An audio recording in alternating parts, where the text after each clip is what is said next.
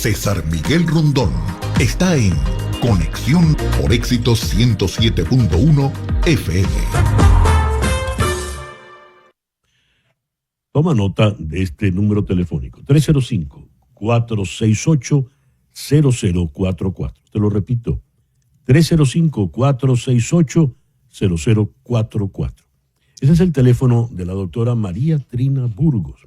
María Trina Burgos es una abogada venezolana, experta en temas migratorios, con más de 25 años de experiencia trabajando esos temas migratorios en los Estados Unidos.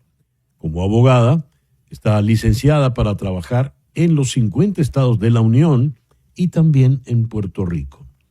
Si estás en Venezuela, llama entonces al 212-771-3040. 212-771-3040. Esa llamada no te va a costar extra porque va a repicar directamente aquí, en Miami, en la oficina de la doctora Burgos. ¿Qué pasa si ya no tengo el TPS? ¿Qué pasa si ya no tengo el parol humanitario? ¿Qué pasa si no me ha salido la solicitud de asilo? ¿Qué debo hacer para permanecer legalmente en los Estados Unidos? ¿Qué debo hacer para entrar legalmente en los Estados Unidos? Pues bien, todas esas y tantas otras preguntas se las puedes formular a la doctora Burgos. Y la doctora Burgos con mucho gusto se hará cargo de tu caso. Recuerda su número, 305-468-0044. 305-468-0044. Y recuerda que más adelante en el programa, la doctora Burgos estará aquí, sentada con nosotros. Para formularle tus preguntas, llama al 305-344-1071. Ese es el teléfono aquí en el estudio. El 305-344-1071. No lo dejes para último momento, ¿eh?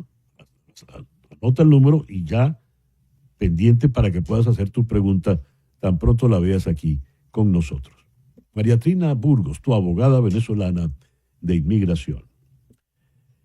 Hemos visto el video que ha divulgado el presidente de El Salvador, Nayib Bukele, donde como una suerte de empresario del presidio o empresario de presidiarios, da la bienvenida a los supuestos integrantes del Tren de Aragua, deportados desde los Estados Unidos para ser llevados a el Centro de Confinamiento contra el Terrorismo, el CECOT, allá en El Salvador.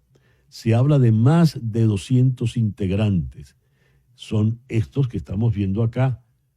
Les identifican aparentemente por sus tatuajes, les rapan la cabeza.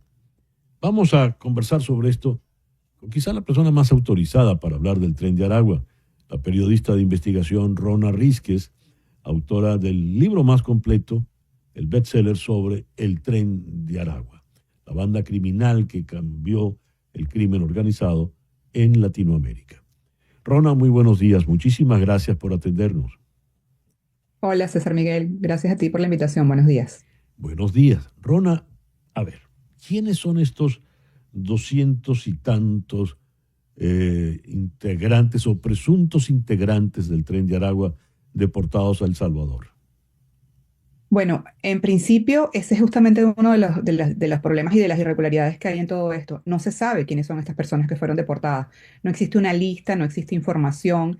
Hemos visto cómo ya comenzaron a salir familiares de algunas de estas personas venezolanas que en Venezuela pues han dicho que vieron en los videos a su familiar o que al intentar buscarlos en las listas de las personas que estaban detenidas en los centros de retención de ICE, pues ya no se encontraban en esos centros. Entonces ellos concluyen que entonces fueron trasladados a esta prisión en El Salvador. Pero el problema justamente, César, es que no existe una lista, es que no hay transparencia en la información sobre quiénes son las personas que han sido trasladadas a esta prisión. No solamente información de quién, o sea, no hay de quiénes son, pero además tampoco se explica efectivamente quiénes son del Tren de Aragua y cuáles son los nombres, o sea, por qué son del Tren de Aragua y por qué fueron enviados a esa prisión.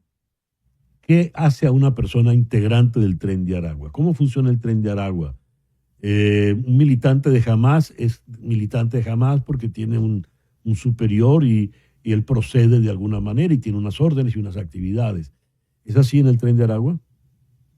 Mira, en el Tren de Aragua efectivamente hay una estructura jerárquica en donde los jefes son personas que estaban en la prisión de Tocorón, una de ellas el Niño Guerrero, alias Niño Guerrero, Héctor Guerrero Flores, y otros jefes de la organización. Lo que se había evidenciado hasta antes de la llegada a Estados Unidos del Tren de Aragua era que esta persona, el Niño Guerrero y sus aliados, daban órdenes al resto de la organización que se encontraba en Chile, en Colombia, en Perú, en Ecuador, y había, en el caso de las investigaciones que se hicieron en todos estos países, había elementos que evidenciaban esa comunicación y esas órdenes, entre ellas grabaciones de teléfonos, conversaciones de teléfonos, y pues esto hizo que las autoridades concluyeran que las personas que estaban, que pertenecían al Tren de Aragua y que estaban en estos países recibían órdenes desde sus superiores en Venezuela. O sea, había Ujú. una estructura que era muy clara y habían unas órdenes que se demostraban con estas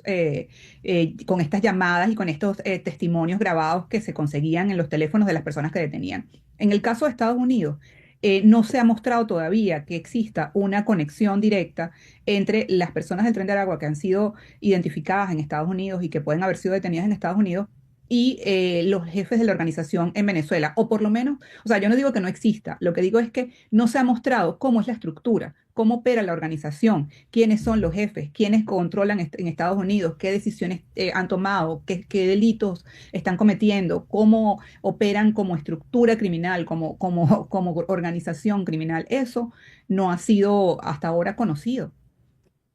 Según el presidente Trump y su gobierno, el Tren de Aragua está actuando en Estados Unidos a instancias del gobierno de Maduro.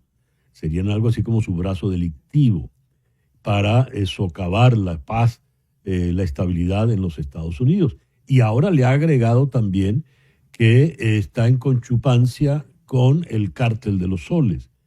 ¿Qué nos puedes decir al respecto, Rona? Bueno, hay varias cosas allí. Uno, lo que está muy claro para todos en Venezuela y en el mundo es que el Tren de Aragua operó, creció, se desarrolló y se fortaleció dentro de una prisión venezolana que debía estar custodiada por el Estado venezolano, es decir, por el gobierno por las personas del gobierno de Maduro, pero también por funcionarios de otros entes del Estado, incluido el Poder Judicial. Entonces, es importante eso tenerlo claro, es decir,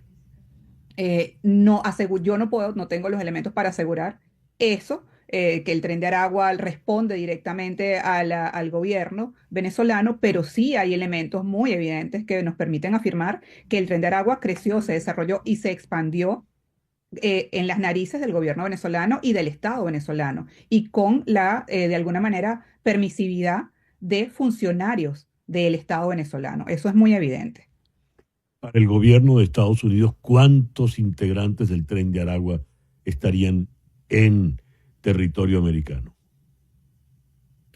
No hay una cifra, o sea, se ha hablado, se han soltado cifras y van bien en cifras. De hecho, ayer mismo con este envío de personas hacia El Salvador, se habló de 238, después se hablaba de ciento y algo. O sea, a mí lo que me parece importante es que sería muy, muy bueno que no solamente se dijeran las cifras, sino que además Mm. también se dieran los nombres de estas personas y cuál es la vinculación que tienen. O sea, por ejemplo, César Miguel, vamos a hablar así como de un ejemplo en el caso de Chile o en el caso de Colombia, cuando ha habido detenciones de miembros del Tren de Aragua, se señala, están involucrados en este delito, estaban Sí. haciendo esto, tienen estas propiedades, están conectados de tal manera. En la estructura jerárquica, por ejemplo, están pidiendo una recompensa por varias personas del Tren de Aragua, incluido uno de ellos, el jefe de Colombia. Bueno, tengo entendido que la policía colombiana ha identificado que esa persona es el jefe del Tren de Aragua en Colombia. O sea, eso es algo que yo creo que sería importante. O sea, si detuvieron a 5, a 10, a los que hayan detenido, no importa. O sea, el hecho de que haya uno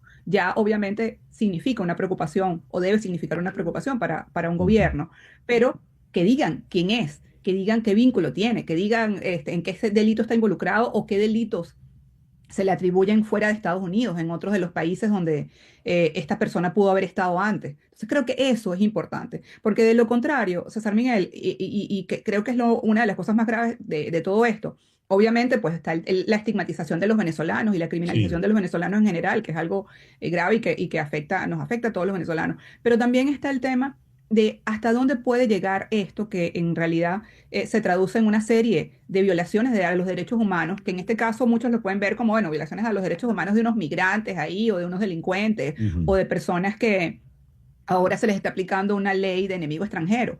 Pero la realidad es que tú lo sabes, yo lo sé y los venezolanos lo sabemos, que la violación de los derechos humanos no tiene nombre, no tiene estatus, no tiene clase social, no tiene nacionalidad. O sea, cuando unas autoridades deciden violar los derechos humanos o comienzan a violar los derechos humanos, eso más tarde o más temprano va a llegar a mucha sí. gente que no necesariamente está dentro de esta categoría de migrante, latino, etcétera, ¿sabes? Sí, señor. Rona, muchas gracias por atendernos en la mañana de hoy. Gracias a ti, César. Rona Rísquez, la autora del libro sobre el tren de Aragua. Una pausa y al regreso venimos con nuestro foro en la mañana de hoy sobre el sueño y la necesidad del sueño.